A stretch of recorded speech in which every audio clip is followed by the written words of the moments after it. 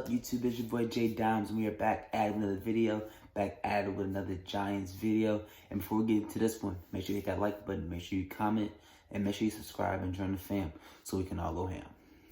So, today we're going to be talking about Leonard Williams and should the Giants sign him long term to a big deal. And if you're a Giants fan, you rather love Leonard Williams, basically based on this season, or you rather are not on the Leonard Williams train. And at first, with the trade, where we did trade, I think, a third-round pick for Leonard Williams last year at the trade deadline, I was not the biggest fan of the trade. I think that the Giants should have just kept the third-round pick. I think we shouldn't have been trading away picks when we weren't going to be contending for the playoffs. But the Giants ended up trading for Leonard Williams, who at the time was a one-time Pro Bowler for the New York Jets, had never really reached that potential that he really had, or lived up to that hype that he had coming out of USC in college.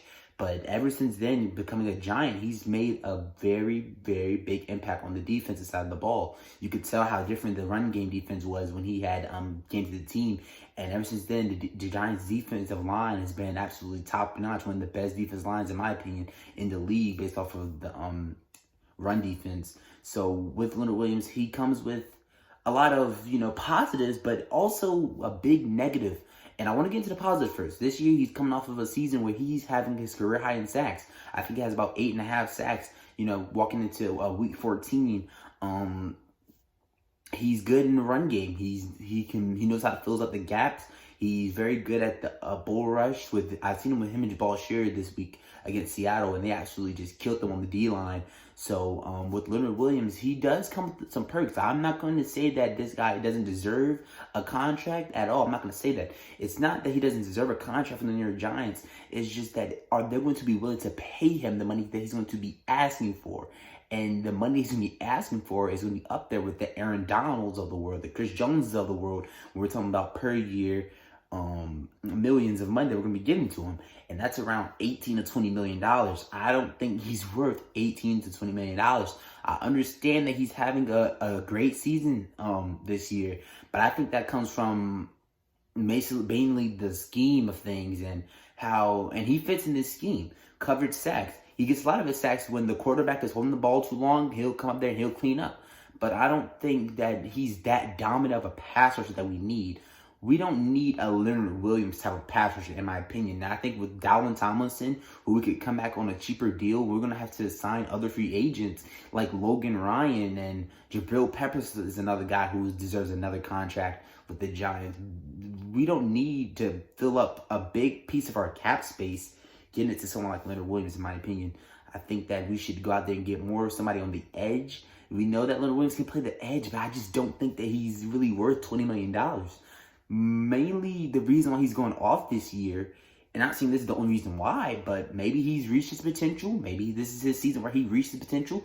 Or maybe this is just because that he's in a contract season, and it's a big narrative that a lot of players who didn't get their contract before that fourth year, they play better. Their whole level of play goes up a notch in contract seasons, and I think Leonard Williams is kind of having that type of year where he knows that he could get $20 million average. I would have the best season of my career too.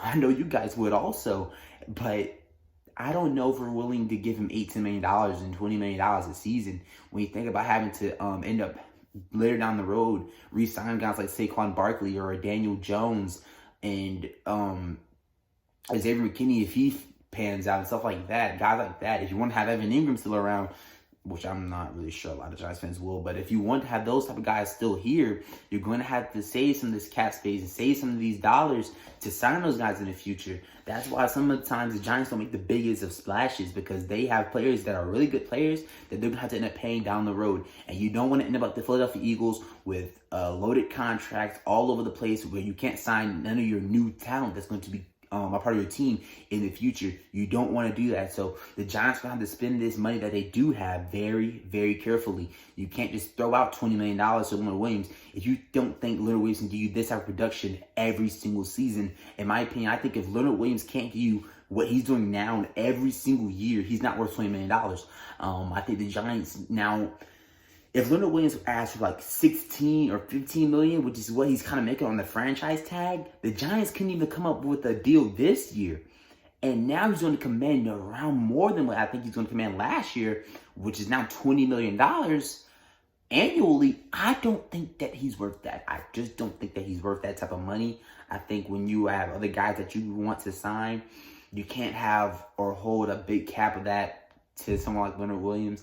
I'm not trying to bash Leonard Williams. I'm not saying he's a bad player. I just think that if Leonard Williams is going to get $20 million, I wouldn't want it to be from the Giants. I really would not think it. I really wouldn't want it to be from the Giants.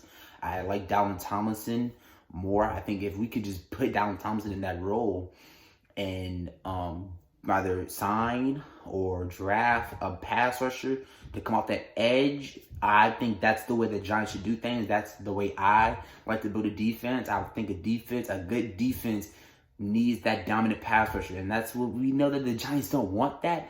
But if you don't want to pay Leonard Williams $20 million, that's what you're going to need, because besides Leonard Williams, nobody's racking up those type of sacks on this team.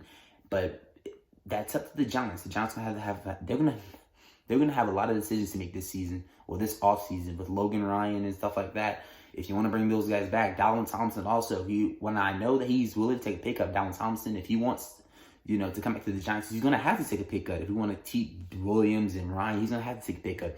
But with Leonard Williams, do you guys think that he's worth giving $18 to $20 million annually to for the next 4 to 3 seasons? Me, I don't really think so. But it's not up to me. It's up to what the Giants are going to do this year. We will see. I think the Giants will handle this perfectly the way they've been handling everything else. They have not made no real stupid, dumb contracts besides Golden Tate and Nate Solder. Those are really the only bad contracts on the team besides those two. I think the Giants have been pretty good on how they spend their money in free agency and how they re-sign players. So I believe the Giants will make the right moves, the right decisions, and they will re-sign the guys they need to re-sign for the right price. Until this, me boy Jay Dons, I am out. Go Giants.